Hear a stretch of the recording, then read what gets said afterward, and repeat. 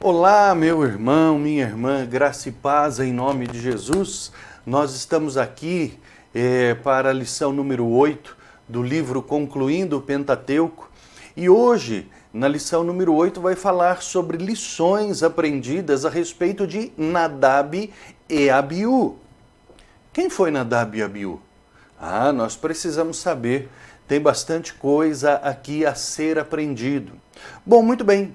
Nós sabemos que na liderança de Israel, quando da retirada de Israel do Egito para a travessia até a Terra Prometida, que demorou 40 anos, houve ali, então, uma liderança por Moisés e o seu irmão Arão.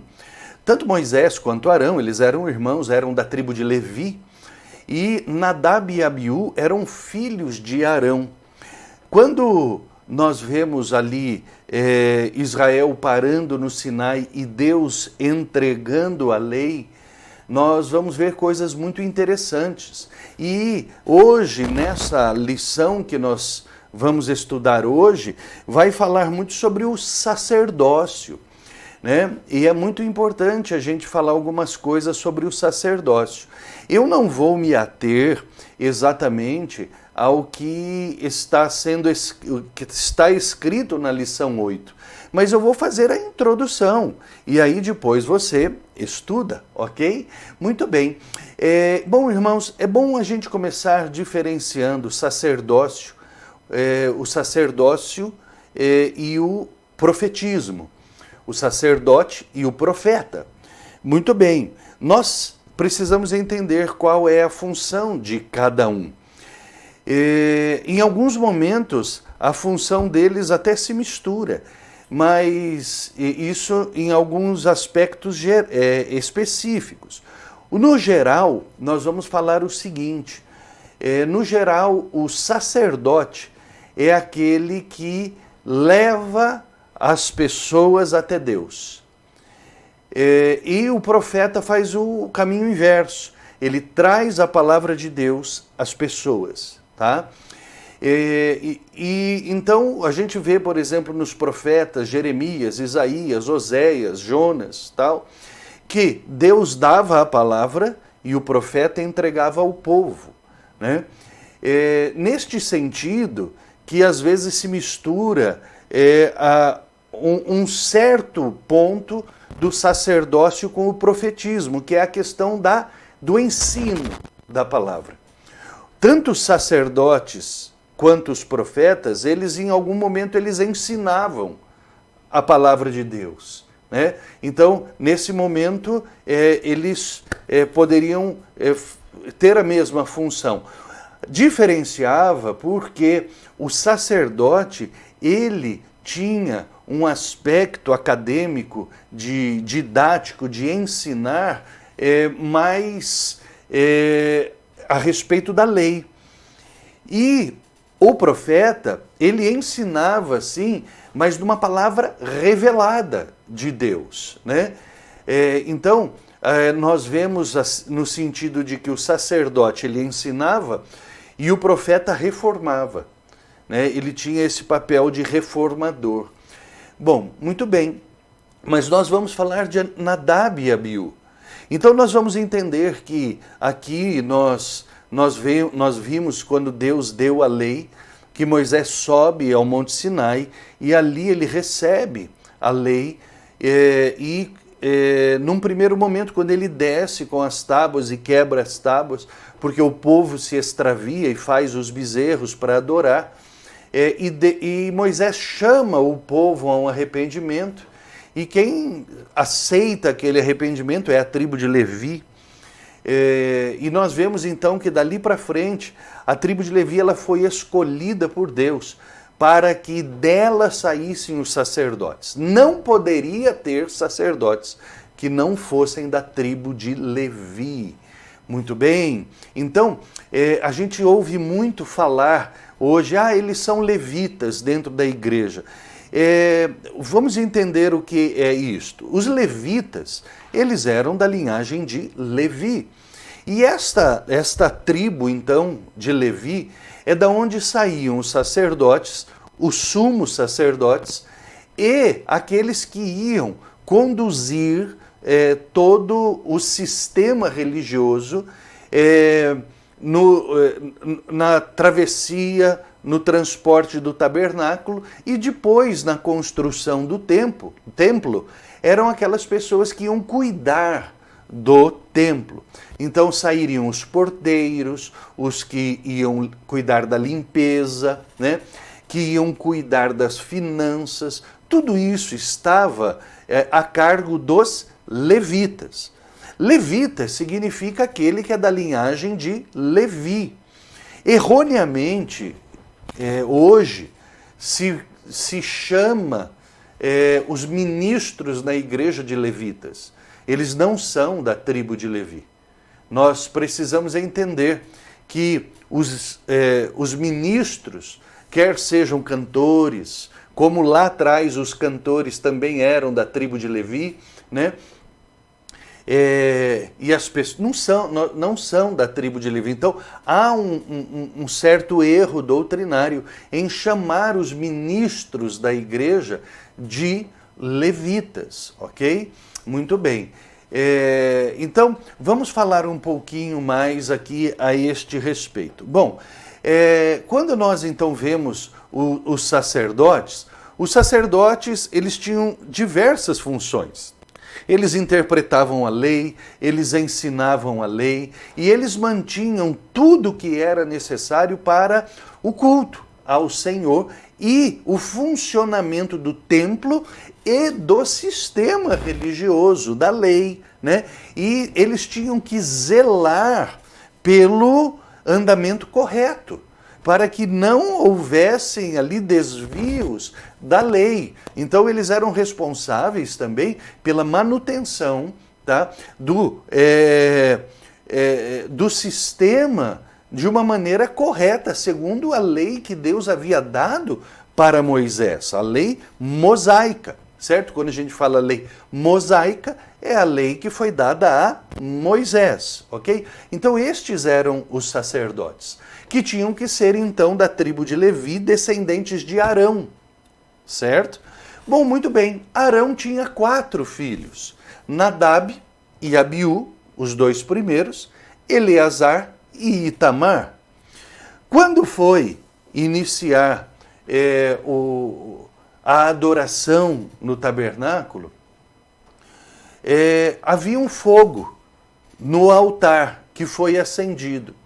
Foi preparado por Arão a lenha desse fogo do altar, e o primeiro fogo que foi aceso, nós podemos ver tudo isso lá em Levítico, né?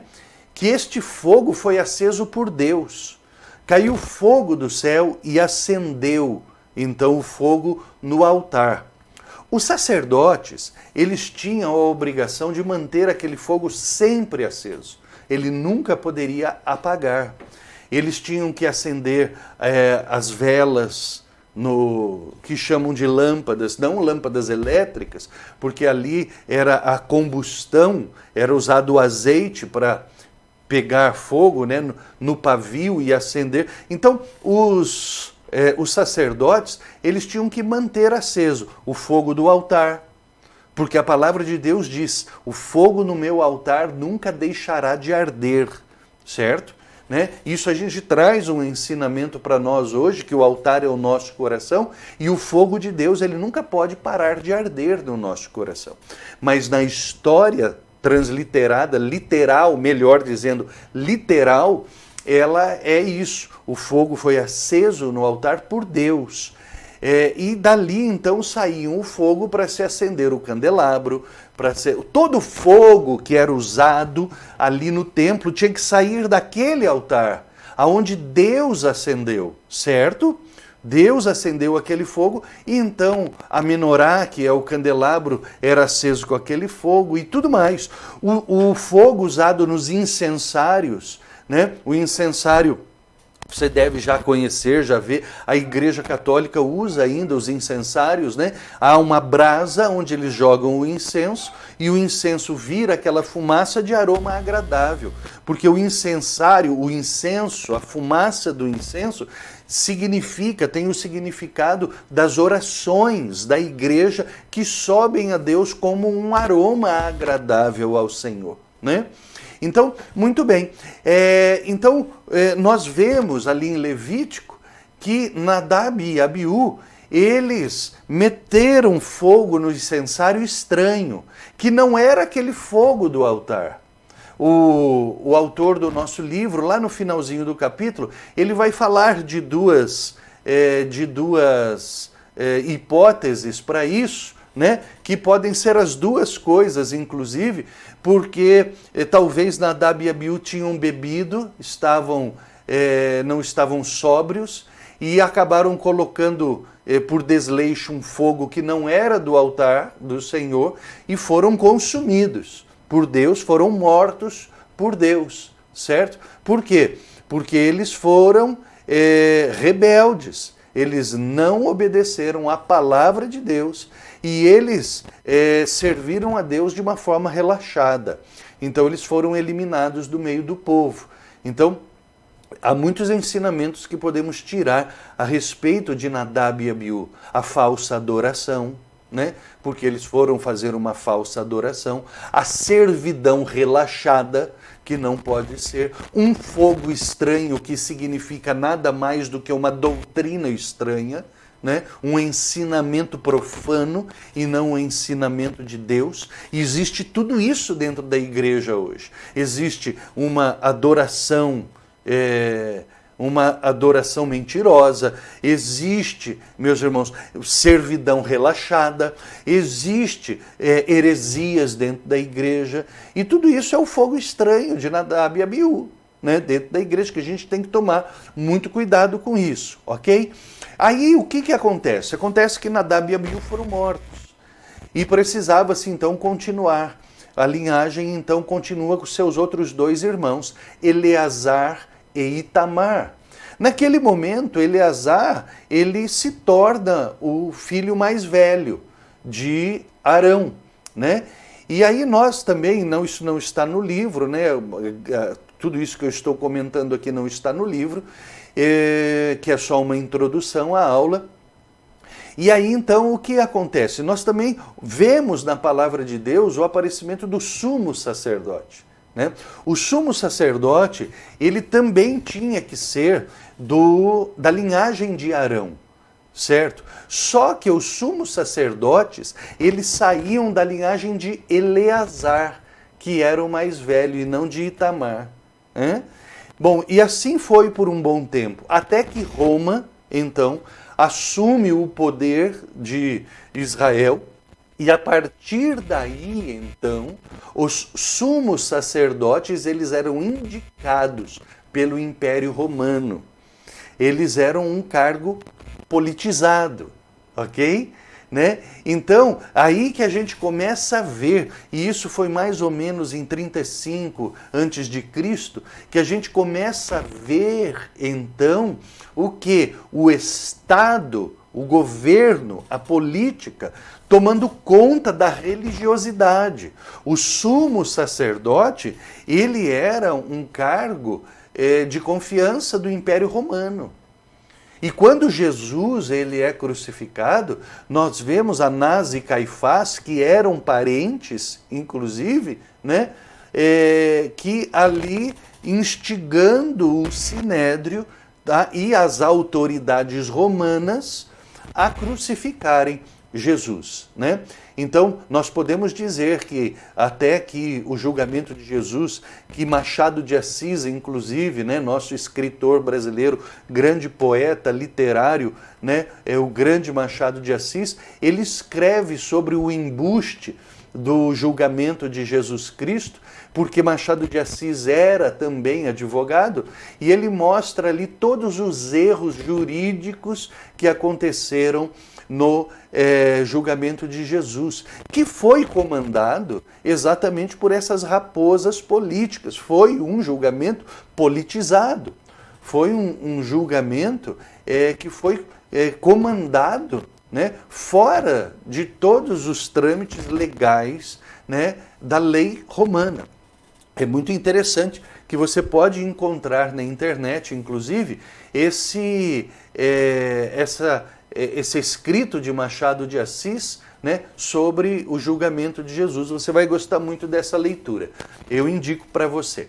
Bom, muito bem. E aí onde que eu estava? Eu estava na questão do sumo sacerdote, que ele tinha que ser da linhagem de Eleazar, mas num certo momento ele passa a ser então um cargo político, né, indicado pelo Império Romano. Muito bem, e aí então, lá no seu livro, você vai poder ver outras particularidades, como as funções dos sacerdotes, a vestimenta sacerdotal, que é muito interessante você ver toda essa questão da vestimenta do sacerdote, porque ali explica muitas coisas. Por exemplo, também tem a questão do Urim e do Tumim. Urim e Tumim eram duas pedras que levavam no peitoral e Deus respondia através do Urim e do Tumim. Era muito interessante, né? Tudo isso. E você então vai vendo aqui o éfode, a mitra, as vestimentas, né? E vai terminar aqui falando como Jesus, né, no sumo sacerdote, certo? Muito bem, meus queridos. Então, a gente estamos aí estudando e vamos chegando, indo quase ao final do nosso livro, mas não deixe de estudar. Continue estudando a palavra de Deus, lendo o seu livro, fazendo suas pesquisas, né? Leia esses textos que eu estou indicando para você, que você vai gostar muito disso. Amém? Muito bem. Até a semana que vem, então, com o capítulo número 9 do livro, que vai falar sobre pureza, impureza e santidade. Ok? Até domingo que vem. Deus te abençoe.